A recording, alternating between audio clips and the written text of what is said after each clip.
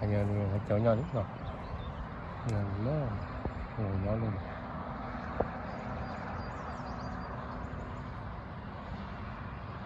anh nhà trong vị trí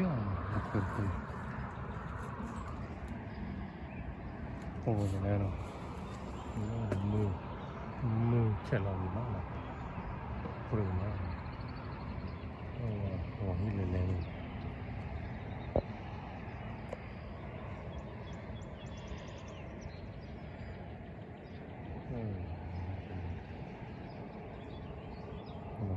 còn cái này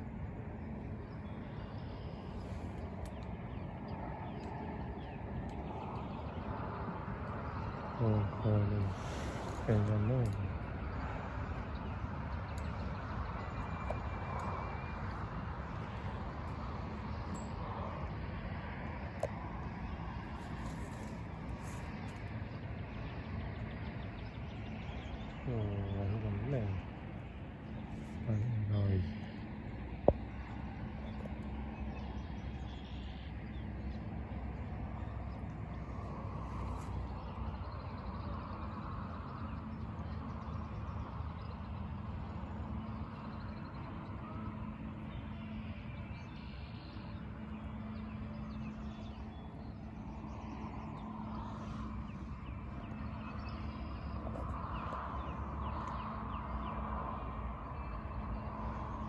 rồi đó luôn nào